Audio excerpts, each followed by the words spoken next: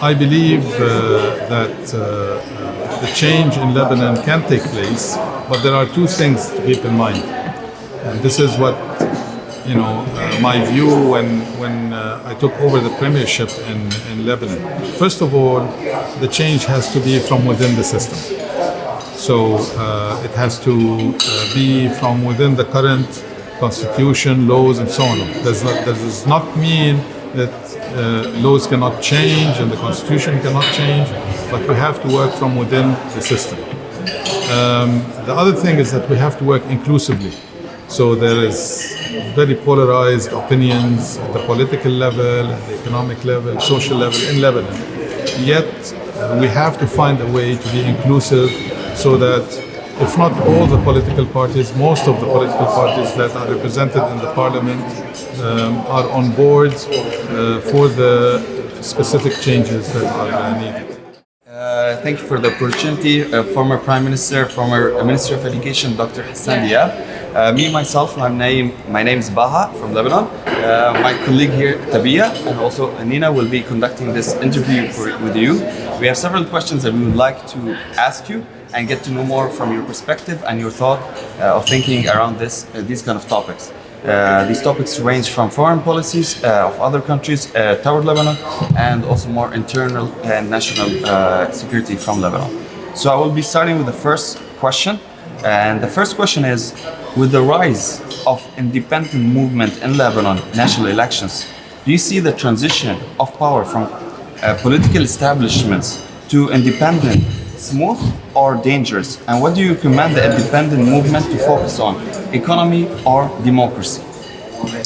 Thank you, Baha, for the question. But before I answer the question, I have to quickly mention that I'm very impressed with the Academy for Cultural Diplomacy in the way it has grown. I've been with the Institute for Cultural Diplomacy since 2013 in the advisory board, and I'm impressed with the way this has grown. And I'm even more impressed with the diversity of the student body: Lebanese, Algerian, German, and there are so many other nationalities among the hundreds of students in the academy. With regards to your question, I believe that the change in Lebanon can take place, but there are two things to keep in mind. And this is what my view when I took over the premiership in Lebanon. First of all, the change has to be from within the system. So it has to be from within the current constitution, laws, and so on. Does not mean that laws cannot change and the constitution cannot change, but we have to work from within the system. The other thing is that we have to work inclusively. So there is very polarized opinions at the political level, at the economic level, social level in Lebanon. Yet we have to find a way to be inclusive so that if not all the political parties, most of the political parties that are represented in the parliament are on board for the specific changes that are needed. Of course, you're referring to the parliamentary elections that took place a couple of months ago. Yes, there are 13, I don't know if you want to call them independents, that have become members of the parliament out of the 128, which is a good thing, but we have yet to see how they will combine forces and perhaps extend this to join forces with others in other groups in the parliament in order to instill change. Because we can say for 100 years that we will change, but at the end of the day, this has to translate into new laws, into new decrees, a new way of thinking by the parliament and also by the cabinet, by the government. So yes, it paves the way for change. Whether this change will take place or not, and how big a change it's going to be, we have yet to see. It's all right. We'll cut this one. Okay, so we have yet to see. So basically, I am for change, and I think there should be more women in the parliament. But of course, there was opposition to having a quota for women, which I strongly believe in. When you say quota, it doesn't mean if it's the quota is 30% that it's only 30%, but it means that it's a minimum guaranteed quota of 30%. And I would like youth to be more involved in the parliament as well as the cabinet, which I don't think has taken place, even with the independents, what are referred to as independents. So I'm always optimistic. I have hope for Lebanon, but I think we have to be realistic. It's a long process. Thank you for your So now we will ask you the second question, which is, do you think Lebanon electoral system could be changed to a more presidential candidate compete over the position by presenting their agenda and getting the votes from the people? Yeah, I think the electoral system is one of the major reforms that should take place in Lebanon. And it's very strange that most, not all, but most politicians and most political parties are in support of having an electoral system that is based on one district. So I will explain in a minute why this is good. But one district means that all of Lebanon is just one voting district. Right now, the current electoral law is 15 districts, which are divided in a way that cannot be easily explained, except that it's good for the current leaders and political leaders and so on. So you find right now, the last parliamentary elections, you find parliamentarians that have won with 70 votes and parliamentarians that have failed with 15,000 votes, 20,000 votes. So there are districts that are very small in terms of number of voters, in terms of geography, and there are districts that are very large. That includes, hundreds of thousands of voting power. So there's no equilibrium between the way that districts are formed. The best way is to have one district for the whole of Lebanon. The advantages of that are the following. You may be aware that most of our political parties are sectarian. So, except for two political parties, all of them are mainly a specific sect. Sunni, Shiite, Maronite, and so on. Armenian. So, in my opinion, this is bad. I think diversity is extremely important, and political parties should have diversity integrated into them in terms of not just sect and religion, but geographic spread as well. So when a political party is represented by a bigger mass of people, then the ideas that are discussed within the political party becomes closer to the center of gravity and becomes closer to what is needed and what is of interest at the national level. So that's one thing. So if there's one district in Lebanon, that means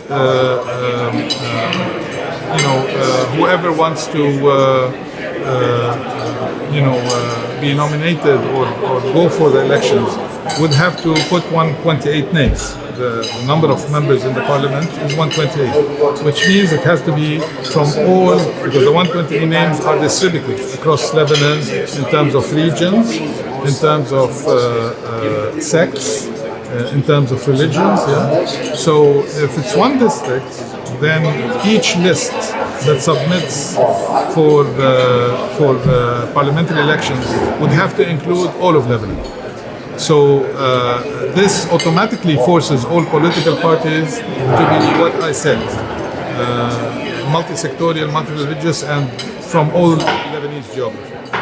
The second advantage is that you're no longer voting for a person or a group of people, you are voting for a program. Like in the UK, you have the Conservatives and the Labour. You don't care who is in the list, but the Conservatives have a program for the economy, for foreign policy, and the Labour have. So you compare programs, you no longer compare names. And you put one tick, I'm for this party or this party because of its program. So you become much more objective and less subjective. I believe that in this case, when you elect a parliamentarian, he would represent the whole of the Lebanon, not just part of Beirut or part of the south or part of the north. So I think, yes, there should be a change in the electoral law, and since everybody or most of them agree to a single district, which is much simpler to implement even, and much fairer to the country, then we would be in a much better state. And I don't believe that Christian voter has to vote for Christian parliamentarians. And I think when you vote for a potential member of the parliament, you are choosing a Lebanese citizen regardless of his sect. And you are a voter regardless of your sect. Because this is what they attribute the current parliamentary law is. Some say it's great because Christians are voting for Christian members of parliament and Muslims for. So I don't agree with that. Very good point. Which leads us to the third question. The political stability differs between countries from supporting the fundamental and activities of their companies internally. So we can see these examples from in South Korea, where they were during their poverty time they were focusing on Samsung companies and many others that are now showing up. How does the political stability influence social innovation in Lebanon, and what are the patterns of innovation that you see? Well, first of all, I have to say that Lebanese are innovators, they are entrepreneurs, and the proof is in the fact that wherever they go in the world, they succeed. They become presidents, they become MPs, they become ministers, they become CEOs, COOs, they become businessmen, everywhere in the world, wherever they go. Of course, the reason why I think that entrepreneurs is a whole other discussion that might take time. But yes, I think the Lebanese can build on certain niches within Lebanon where Lebanon can excel in a specific area. So, I mean, for example, the virtual world today, of course, our internet is not up to standard in Lebanon, but that's detail. I'm saying that the Lebanese can build their economy, and in fact, the economic plan that we approved when I was the head of the cabinet back in 2020 and 21, when we approved the new reform plan for Lebanon. Accompanied with that, we approved in the cabinet the new plan for our industrial sector, the new plan for our agricultural sector, for our tourism sector, and all of them I was careful to instill in these plans the dimension that has to do with internet-related, virtual computing-related, artificial intelligence-related, augmented reality, virtual reality. Modern industrial sector uses a lot of these nowadays in top countries to excel their agenda, their economic agenda, their industrial agenda, agricultural agenda. So